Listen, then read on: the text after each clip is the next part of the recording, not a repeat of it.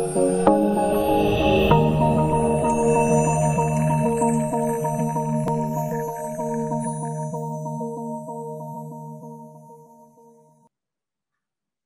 terima kasih.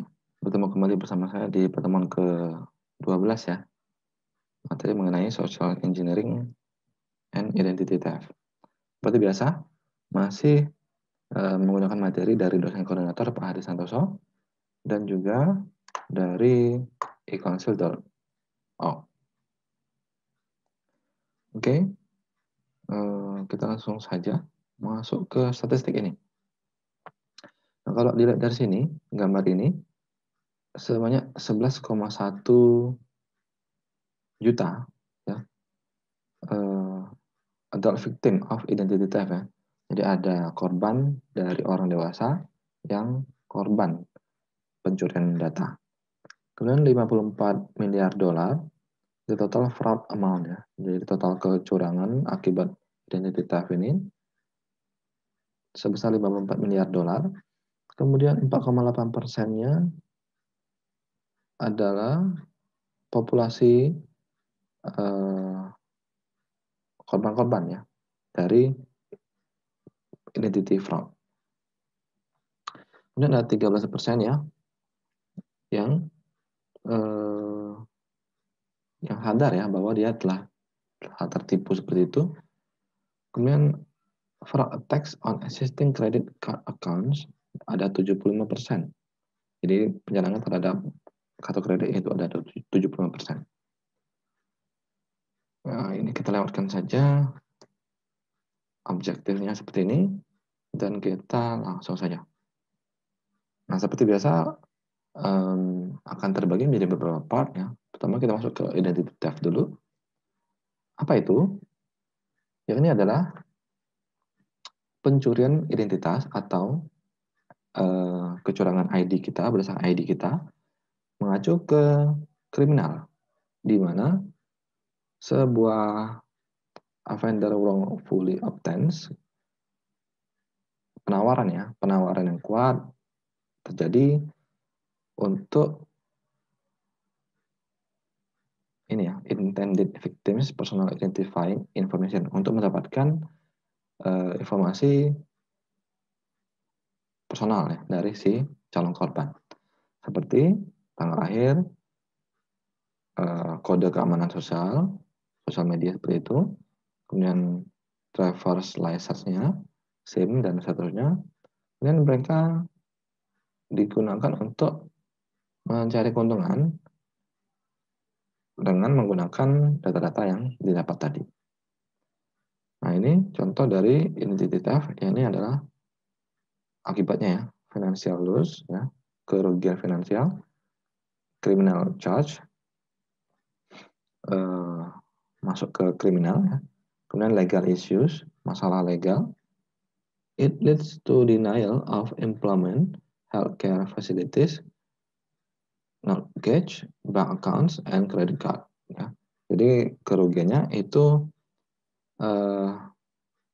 yang korbannya itu tidak bisa mengakses, tidak bisa menggunakan ini ya, fasilitas kesehatannya, asuransinya, akun banknya, dan seterusnya. Akibat dari pencurian ini. Apa informasi personal yang bisa dicuri? Yang pertama adalah paspor ya. Kemudian informasi mengenai tanggal lahirnya di mana, tanggalnya kapan. Kemudian credit card, nomor bank akunnya kita, kemudian SIM, kemudian social security number, kemudian nomor telepon, kemudian nama orang tua, tanggal lahir, alamat, dan nama. Nah, bagaimana cara si penyerang itu mencuri? Ada banyak macam. Yang pertama ada social engineering ya. It is an act of manipulating. Jadi tindakannya untuk memanipulasi, menipu orang, people trust to perform, ya, supaya mereka percaya dan memberikan ya ini private information-nya without using technical cracking methods ya. Jadi mereka bisa mendapatkan data-data itu tanpa metode hacking, cracking, dan seterusnya. Mereka hanya memanipulasi orang supaya mereka akhirnya memberikan informasi mereka secara tak sadar. Tapi bukan hipnotis ya. Jadi dari obrolan, pembicaraan itu keluar sendiri.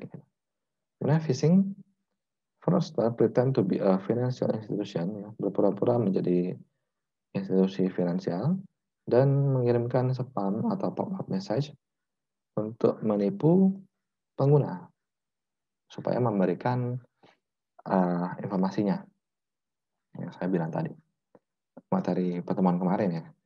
Kemudian theft of personal stuff ya.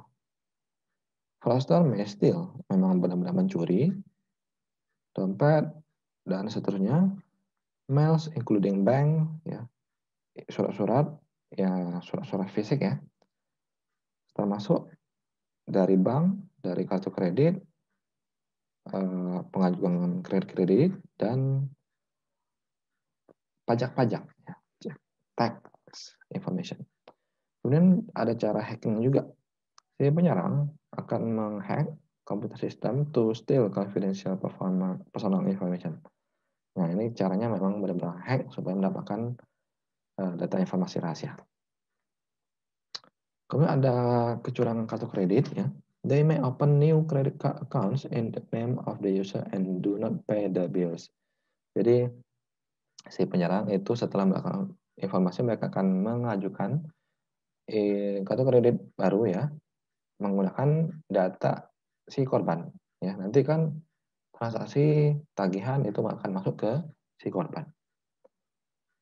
Phone or utilities fraud ya. Kecurangan terhadap penggunaan telepon dan lengkap yang lainnya. They may open a new phone or wireless account in the user's name or run up charge on his/her existing account ya. Hampir sama seperti yang tadi, cuman ini kegunaan untuk yang tagihan telepon. They may use user's name to get utility services such as electricity, heating, or cable TV. Bisa juga untuk tagihan listrik, tagihan pemanas, atau internet, dan kabel TV. They may get a job using legitimate user social security number. Mereka juga bisa mendapatkan pekerjaan dari social number kita, data kita. They may give legitimate user information to police during an arrest, and if they do not turn up for their court date, a warrant for arrest is issued on legitimate username. Ya pokoknya asuransi lah ya. Intinya segala yang dilakukan sama si penyerang itu menggunakan data si korban ya. Jadi tagihan, risiko, kerugian itu akan masuk ke si korban. Itu dampak dari pencurian identitas ini. Bank finance ya, they may create ini intinya ke bank ya, finansial. Terus kemudian ke pemerintahan. They may get a driving license or official ID card issued on legitimate username. Mereka bisa mendapatkan SIM atau identitas lainnya berdasarkan identitas korban. They may use victim's name and social security number to get government benefit. Mereka bisa mendapatkan keuntungan dari pemerintahan dari situ. They may file a fraudulent tax return using legitimate user information untuk terkait pajak ya. Mereka bisa membebankannya ke korban. Nah, contohnya seperti ini. Ini yang asli, ini yang palsu. Same name, nama yang sama, Trent Charles Arsenal. Jadi ini memang yang asli dicuri ya, terus diedit sama dia buat baru, dan dia taruh fotonya dia. Namun dengan data yang si korban. Cuman di nama yang sama tapi fotonya itu berbeda. Kemudian flow yang kedua ada social engineering. Social engineering is the art of convincing people to reveal. Jadi bagaimana seni mereka untuk meyakinkan korban untuk memberikan data-data informasi rahasianya. It is the trick used to gain sensitive information by exploiting the basic human nature. Jadi mereka triknya itu ngomongin ini ya, kebiasaan mengeksploitasi ya, kebiasaan alami manusiawinya kita itu seperti apa. Pendekatan secara emosional ya. Kemudian social engineering attempt to gather apa yang mereka targetkan. Yang pertama ada sensitive information, seperti kartu kredit, social security number, dan seterusnya. Kemudian passwordnya kita dan informasi personal lainnya. Nah, kemudian jenisnya ada kedua macam. Yang pertama ada human based dan yang kedua ada computer based. Jadi kalau human based itu menggunakan skill orang, skill humannya. Jadi memang benar-benar jago nipu gitu. Kemudian computer based menggunakan penipuan berdasarkan berbasis komputer ya. Contoh, ini ya contohnya dari Consesco. Hi, we are from Consesco Software. We are hiring new people for our software. Jadi modusnya adalah merekrut pegawai baru. We got your contact number from popular job portal. Jadi modusnya mereka mendapatkan kontak dari portal-portal pekerjaan. Please provide. Nah, ini mereka sudah meminta untuk memberikan data-data informasi seperti ini ya, social security number dan bla bla bla alamat. Contoh lainnya, phone banker dari banknya. Hai, dari Citibank, due to increasing, ya ini alasannya, due to increasing threat perception, we are updating our system. Yang modusnya adalah mengupdate sistem keamanannya with new security. Can you provide me your personal? Nah, ini sudah minta datanya to verify that you are real Stella. Jadi dia memang benar-benar sudah mendapatkan data yang ingin diteleponnya itu siapa namanya, modusnya seperti itu, baru dia minta verifikasi data. Kemudian authority support-nya. Hi, I'm with the external auditor. Nah, we have been told by corporate to do a surprise inspection of your disaster recovery procedure. Your department has 10 minutes to show me how you will recover from a website crash. Di CS ya.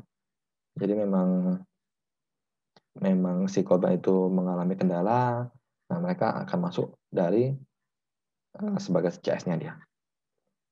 Technical support. A man calls a company's help desk and says he has forgotten his password. He adds that if he misses the deadline on a big advertising project, his boss might fire him. Jadi ancamannya, modusnya adalah pemecatan. The help desk worker feels sorry for him and quickly reset the password, unwittingly giving the attacker clear entrance into the corporate network. Jadi modusnya ini untuk pemecatan ya, karena si pengguna itu takut ya. Kalau korbannya menjadi takut, takut dipecat, dia jadi kasih itu data-datanya dia. Nah, konsep dari yang human based ya tadi kan berdasarkan ataupun menggunakan bantuan komputer. Nah, ini menggunakan skill dari si orang itu sendiri. Yang pertama ada eavesdropping, mengintip, menyadap ya. Eavesdropping is unauthorized listening of conversation or reading a message. Jadi memang secara tak resmi mereka mendengar ya, menguping, kemudian membaca pesannya. Memang benar-benar membaca. Jadi dia diam-diam membaca. It is interception of any form of communication such as audio, video, or written. Pembajakan melalui audio, suara, video, atau tulisannya kita, teks. Kemudian yang kedua ada shoulder surfing. Shoulder surfing is the procedure where the attacker look over the user's shoulder to gain. Nah, jadi mereka benar-benar melihat, mengintip ya, apa yang kita ketikkan, apa yang kita lihat, apa yang kita dengar di situ dari belakangnya kita. To gain critical information such as password, blah blah blah, attacker may also watch the user from a distance using binocular in order to get. Nah, mereka juga bisa melihat dari jarak jauh menggunakan alat khusus ya, misalnya apa teropong gitu ya. Jadi dari jarak jauh mereka bisa melihat apa yang kita ketikkan. Kemudian dumpster diving. Dumpster diving includes searching for sensitive information at the target company's trash bin. Jadi mereka mengorek-ngorek informasi, mengumpulkan informasi dari tong sampahnya kita. Apa yang kita buang, apa yang kita lempar ke tong sampah itu mereka kumpulkan dari situ.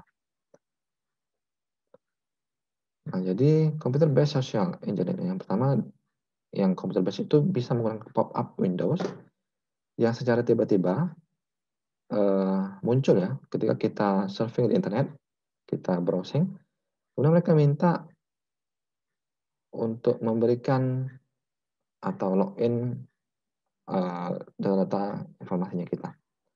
Kemudian hoax letter ya are email that issues warning to the user on new viruses, trojan, or worm that may harm the user system. Jadi mereka menakut-nakuti kita bahwa ada virus baru dan ancaman-ancaman lainnya di situ. Kemudian ada chain letter, are email that offer free gift ya, such as money and software on the condition that the user has to forward the mail to the set number of person. Jadi kita diiming-imingi ada hadiah gratisan di situ kalau kita melakukan sesuatu. Instant chat messenger ya, gathering personal information by chatting with a selected online user to provide information such as birth, date, and maiden. Jadi penipuan dari instant chat. Spam email, irrelevant, unwanted, and unsolicited email to collect the financial information. Spam. Kemudian yang pertama ada phishing ya. Seperti kita ketahui, penipuan dari phishing itu sudah banyak jamak dilakukan ya. Mereka bisa meniru tampilan antarmuka dari fake bank, akun bank ya, itu secara umumnya. Kemudian juga bisa melakukan phishing website sosial media, misalnya Facebook. Oke, ini adalah akhir dari part pertama. Kita ketemu ke part berikutnya.